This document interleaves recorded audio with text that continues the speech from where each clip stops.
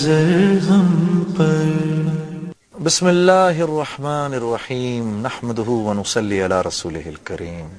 میرے عزیز بھائی اور بہنوں، السلام علیکم ورحمۃ اللہ وبرکاتہ. ہمارا پروگرام حی علی الفلاح، آؤ کامیابی کی طرف. سوچتا ہوں آج کا پروگرام جو ہے، میرے ساتھ ایک ایسے مہمان ہیں، ان کو سامنے رکھتے ہوئے آج کا پروگرام ہم اللہ کی اس کتاب قرآن کو ڈیڈیکیٹ کرتے ہیں. ویسے بھی رمضان المبارک کا مہینہ ہے، یہ ویسے بھی ماہ قرآن ہے. دنیا میں سارا سال جتنے قرآن نہیں پڑھے جاتے اتنے قرآن صرف اس ایک سال کے اندر پڑھے جاتے ہیں، اور اس کی نورانیت اور اس کے انوارات جو اس ماہ میں دیکھے جاتے ہیں میرے عزیز دوستو، وہ سارا سال ویسے دیکھنے میں نظر نہیں آتے. تو آج میرے مہمان ایک ایسی شخصیت، میں ان کو پہلے بھی اپنے پروگرام میں بلا چکا ہوں، میرے عزیز دوست، بہت ہم سب کے پیارے مولانا سعد نعمانی مدنی صاحب. قاری بھی ہیں، عالم بھی ہیں، حافظ بھی ہیں، اور کیا کیا کچھ ہیں. ہمارے ہر دل عزیز بھی ہیں. کیسے ہو میرے عزیز، میرے پیارے، میرے مولانا، میرے قاری؟ الحمدللہ ٹھیک ٹھاک. دوبارہ آنا، اہلاً و سہلاً. جزاکم اللہ خیر. وقت نکالا آپ نے.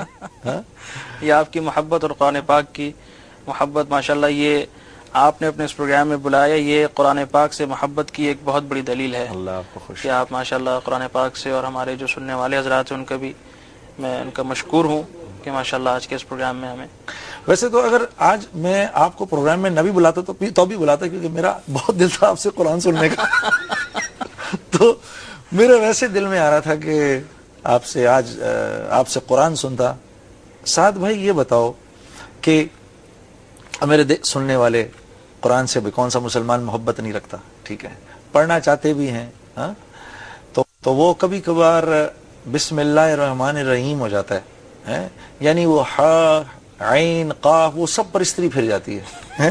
تو یہ ایسا ہم سے کیوں ہوتا ہے؟ اس کو اگر ٹھیک کرنا چاہیں کیا کریں؟ یہ تجوید کا کیا کریں ہم؟ دیکھیں، تجوید جو ہے یہ بہت ہی امپورٹنٹ ہے، اور اس کو ہم بالکل آسانی سے لے لیتے ہیں کہ جی اس کا کوئی ایسا کوئی مسئلہ نہیں ہے، نماز ہو جاتی ہے اور اللہ تعالیٰ غفور الرحیم ہے. یہ نہیں سوچے کہ اللہ تعالیٰ جبار اور قہار بھی ہے. ٹھیک. اور یہ بہت یعنی کہ فرض کے درجے میں بھی ہے. اچھا، یہ قرآن پاک کو حفظ کرنا نہ تو فرض ہے نہ واجب ہے، البتہ قرآن پاک کو صحیح تلفظ کے ساتھ پڑھنا یہ فرض اور واجب ہے. الذین آتیناہم الکتاب یتلونہ حق تلاوتہ، کہ جن لوگوں کو ہم نے یہ کتاب دی ہے وہ اس کی اس طریقے سے تلاوت کرتے ہیں کہ جیسا کہ اس کے تلاوت کرنے کا حق ہے. اور سورہ مزمل میں فرمایا کہ وَرَتِّلِ الْقُرْآنَ تَرْتِيلًا.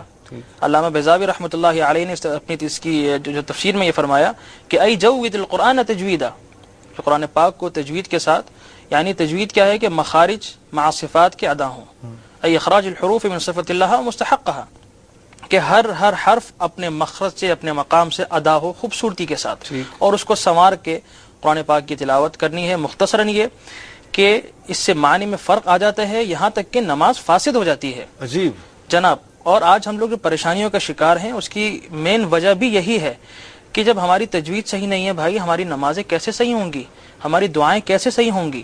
ہم نماز میں درود شریف پڑھتے ہیں، اللہم صلی علی محمد وعلی آل محمد وعلی آل محمد، کہ غلط ہے، وعلی آل محمد، صحیح بات ہے. اور اسی طریقے سے ایک کلمہ ہے ذل، ذال سے ذل، ذل، ظل، ضل، ذال سے ہے، زا سے ہے، ضا سے ہے، اور ضاد سے ہے. چاروں کے معنی مختلف ہیں. عجیب عجیب. ایک کلمہ ہے با را بر، زبر کے ساتھ بر بر بر، تینوں کے معنی مختلف ہیں. تو یہ بہت ہی امپورٹنٹ چیز ہے اور ہمیں اس طرف بالکل توجہ کرنی چاہیے. اور ہم میں سے کم از کم جو حضرات نہیں سیکھ سکتے، جو مطلب بڑی عمر کے ہیں، میں نہیں کہتا کہ بھائی پورا قرآن پاک حافظ کرو، بلکہ یہ کہ آخری 10 صورتیں مع تجوید کے یہ ہر مسلمان کو آنی چاہیے. بالکل، علم ترى کیف سے لے کے والناس تک یہ ہر مسلمان کو آنی چاہیے. نماز کی ادائیگی بھی اس میں بالکل ضروری ہے. اس میں بالکل ضروری ہے کہ درود شریف کس طریقے سے پڑھنا ہے، کہ اللہم صلی علی محمد وعلی آل محمد. یعنی کہ ابتدائی طور سے اگر آپ دیکھا جائے سورہ فاتحہ یعنی بسم اللہ ہم پڑھتے ہیں، الحمدللہ پڑھتے ہیں، تو نماز یعنی کہ اگر نماز فاسد یہ ذرا سی بڑی عمر ہو جائے تو اس کے بعد بھی یہ یہ پیدا کیا جا سکتا ہے؟ دیکھیں یہ کی جا سکتی مرتے دم تک 100 سال کی عمر میں بھی ہو یہ چیز صحیح ہو سکتی ہے. اچھا، بات سارا کا سارا اس میں جو تعلق ہے وہ ہے نیت کا، کہ آپ کی نیت صاف ہو اور طلب صادق، کہ یا اللہ یہ تیری کتاب ہے، اس کو میرے سینے میں اتار دے، اس کو میرے لیے آسان کر دے، میں یہ سیکھنا چاہتا ہوں لیکن ہم سیکھنا ہی نہیں چاہتے. شرم آتی ہے نا، ہمیں شرم آتی ہے. میں اتنا بڑا ہو گیا ہوں، اب میں میری 40 سال سے اوپر میری عمر ہو گئی ہے. جی ہاں، تو یہ ہم یہ نہیں دیکھتے کہ صحابہ کرام کی کتنی عمریں تھیں اور وہ قرآن پاک حفظ کیا کرتے تھے. ہم اپنا ایک آئیڈیل بنائے نا. سیدہ خدیجہ رضی اللہ تعالیٰ عنہ کی کیا عمر تھی جب انہوں نے قرآن پاک حفظ کرنا شروع کیا؟ سلمان فارسی رضی اللہ تعالیٰ عنہ کی کیا عمر تھی؟ 100 سال کی عمر، انہوں نے قرآن پاک یاد کرنا شروع کیا، حفظ کرتے تھے. اصل میں بات ساری ہے شوق کی اور طلب کی، تو وہ آدمی اپنے اندر پیدا کرے. اور بات سب سے بڑی بات یہ ہے کہ ہمارے اندر ہمارے دلوں میں اللہ تعالیٰ کی پہچان نہیں ہے، اللہ کے رسول صلی اللہ علیہ وسلم کی پہچان نہیں ہے. جب یہ پہچان ہمارے دل میں آ جائے گی، آپ یقین کریں کہ اس سے محبت، خشیت، خوف اور عظمت، احترام یہ خود بخود ہمارے دلوں میں آ جائے گا. اس کو پیدا کرنے کی ضرورت نہیں پڑے گی. تو یہ پہچان اور قرآن پاک کی پہچان، محبت، عظمت، یہ کیسے ہمارے دلوں میں آئے گی؟ تو بھائی اللہ والوں کی صحبت میں آپ بیٹھیں گے تو آپ کو سمجھ میں آ جائے گا. تو یہ بڑی عمر کے اندر بھی پھر یاد کیا جا سکتا ہے اور پھر اس کو وہ کیا جا سکتا ہے، ٹھیک کیا جا سکتا ہے، لیکن کسی قاری کے ساتھ بیٹھنا پڑے گا. یہ بہت ضروری ہے، یہ ضروری ہے. کسی ماہر استاذ کے پاس بیٹھ کے، کسی ماہر مشاق استاذ کے پاس بیٹھ کے اس کی مشق کی جائے. واہ بھائی جان، بات یہ ہے کہ بہت ہی آسان ہے. ہمارے بڑی عمر کے حضرات ماشاءاللہ 5 وقت نماز تو مسجد میں پڑھتے ہیں. صرف یہ طے کر لیں کہ فجر کی نماز کے بعد 5 نماز میں صرف ایک سورت امام صاحب سے پڑھنی ہے، بس آخری 10 صورتوں سے شروع کریں کہ امام صاحب یا مؤذن صاحب جو بھی ہیں کم از کم قرآن پاک کی تلاوت آپ ہمیں بتا دیں، ایک آیت ان سے سیکھ لیں، تو یہ بہت بڑا اس کا درجہ ہے. اور آج کل بھائی جان کوئی مشکل نہیں ہے قرآن پاک سیکھنا. آپ کے پاس کوئی بہانہ نہیں ہے کہ بھائی میرے پاس ٹائم نہیں ہے. آج آپ کو آپ کے بیڈ روم میں قرآن پاک سکھایا جا رہا ہے الیکٹرانک میڈیا کے ذریعے. ساتھ بھائی ایک بریک لیں گے، جی ٹھیک ہے؟ اس کے بعد ابھی آپ سے بہت ساری باتیں کرنی ہیں. میرے دوستوں ایک بریک لیتے ہیں، بریک کے بعد انشاءاللہ آپ سے دوبارہ بات ہوگی. اے نبی جی ہو کرم کی ایک نظر ہم پر. ویلکم بیک میرے عزیزوں. میں میرے عزیز دوست مولانا قاری سعد نعمانی مدنی صاحب کے ساتھ. اچھا عزیزم، وہ یاد ہے ایک دفعہ ہمارا آپ کا سفر ہوا ٹورانٹو کا ساتھ میں؟ جی جی وہ تو ماشاءاللہ بہت ہی یادگار سفر تھا. بڑا یادگار سفر، جی ہاں بہت یادگار سفر تھا. اور مجھے وہ میرے لیے یادگار اس لیے ہوئی تھا کہ بڑے عرصے کے بعد مطلب میں تو آنکھیں کھل گئی تھی میری. آپ نے اس سفر میں ساتھیوں کو، دیکھنے والوں کو انشاءاللہ اس سفر کی بھی باتیں ہم کریں گے، لیکن اس میں مجھے یاد ہے کہ آپ نے میرے سب سے فیورٹ قاری ابو بکر شاطری صاحب کی آواز میں قرآن مجھے سنایا تھا. مجھے یقین نہیں آیا. میں بڑی کوشش کرتا ہوں ان کو سن کے ان کی طرح پڑھنے کی کوشش کرتا ہوں، لیکن خیر یہ ایک ایسا ٹیلنٹ ہے کہ یہ اللہ نے آپ کو دیا ہے. الحمدللہ. تو ذرا ان کی آواز میں تھوڑا سا ذرا قرآن تو سنا دیں. جی انشاءاللہ. اعوذ باللہ من الشیطان الرجیم، بسم اللہ الرحمن الرحیم. الحمد لله رب العالمين الرحمن الرحيم مالك يوم الدين إياك نعبد وإياك نستعين اهدنا الصراط المستقيم صراط الذين أنعمت عليهم غير المغضوب عليهم ولا الضالين آمين. يا أيها الذين آمنوا اذكروا الله ذكرا كثيرا وسبحوه بكرة وأصيلا هو الذي يصلي عليكم وملائكته ليخرجكم من الظلمات إلى النور وكان بالمؤمنين رحيما. تحيتهم يوم يلقونه سلام وأعد لهم أجرا كريما. يا أيها النبي إنا أرسلناك شاهدا ومبشرا ونذيرا وداعيا إلى الله بإذنه وسراجا منيرا وبشر المؤمنين بأن لهم من الله فضلا كبيرا ولا تطع الكافرين والمنافقين ودع أذاهم وتوكل على الله وكفى بالله وكيلا. اللہ ماشاء اللہ ماشاء اللہ، واقعی ماشاء اللہ ماشاء اللہ.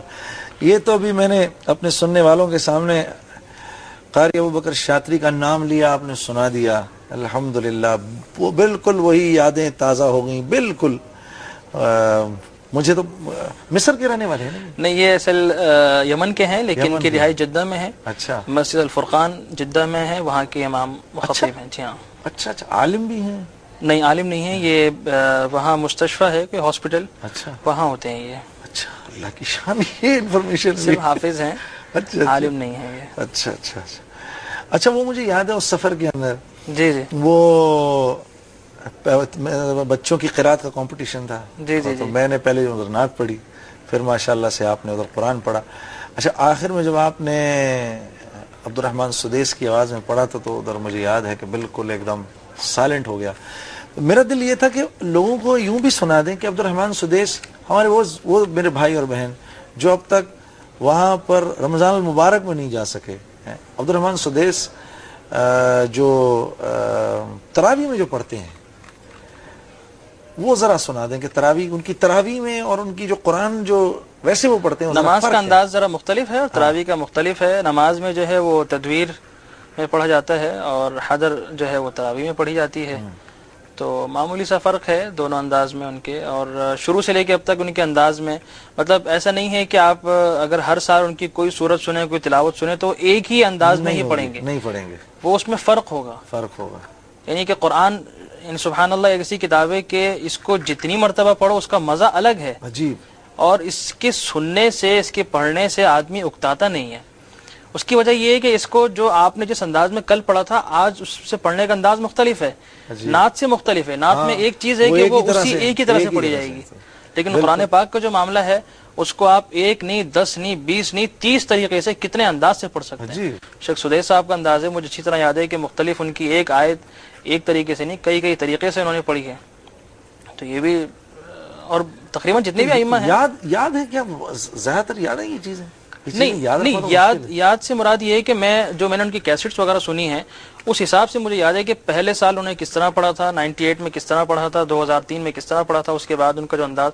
لیکن جو خود پڑھنے والے کو اس وقت یاد نہیں ہوتا، الا یہ کہ آپ اگر اس کو نوٹ کریں کہ جیسے ایک صورت میں نے لی تھی سورہ والتین والزیتون، اس کی 2-3 آیتیں میں نے نوٹ کی ہیں، تو وہ تقریباً ہر ائمہ کا یہی انداز ہوتا ہے کہ ان کو یہ یاد نہیں ہوتا ہے کہ پچھلے سال، کیونکہ یہ انسان کی ایک کیفیت کے اوپر اس کا ہوتا ہے، تعلق ہوتا ہے کہ وہ کبھی کیفیت کچھ کس انداز میں ہوتی ہے. بعض دفعہ جنت کی آیات پہ رونا آ جاتا ہے، جہنم کی آیات پہ رونا نہیں آتا. اب آپ بولیں یہ کیسی بات ہے؟ صحیح. تو بھائی اچھا، شیخ شریم صاحب حرم مکی شریف میں نماز پڑھا رہے ہیں، ٹھیک، میں اس وقت حرم شریف میں تھا، یہ 95 کی بات ہے. تو فجر کی نماز میں سبحان الذی اسری بعبدہ لیلا من المسجد الحرام یہ پڑھا اور رونا شروع ہو گئے، جو روئے ہیں وہاں پہ. تو نماز سے فارغ ہوئے تو ہمارے ایک دوست جو پاکستان سے وہاں آئے ہوئے تھے عمرے پہ، کہنے لگے اس میں تو کوئی ایسی بات نہیں تھی، کوئی جہنم کو کوئی تذکرہ بھی نہیں تھا کہ جو امام صاحب یہاں پہ کیوں روئے. میں نے کہا بات یہ ہے کہ امام صاحب جہاں کھڑے ہو کے نماز پڑھا رہے ہیں ملتزم کے اس وقت بالکل پاس کھڑے ہوئے تھے. میں نے کہا یہ مقام ہے کہ بعض روایت میں آتا ہے کہ رسول اللہ صلی اللہ علیہ وسلم حتیم سے تو گئے تھے، سبحان الذی اسری بعبدہ، کہ اسراء معراج کا واقعہ یہیں سے تو ہوا تھا، آج امام صاحب یہاں کھڑے ہیں. میں نے کہا انسان کی کیفیت اس وقت کیا ہوتی ہے. کہ ہاں بات آپ کی بالکل ٹھیک ہے، ہاں سچ واقعی. تو یہ کیفیت بعض دفعہ سورہ فاتحہ میں رونا آ جاتا ہے. صحیح بات. تو یہ الغرض یہ ہے کہ قرآن پاک جی جہاں سے بھی آپ پڑھیں اس کا ایک الگ ہی مزہ ہے، اپنا لطف ہے.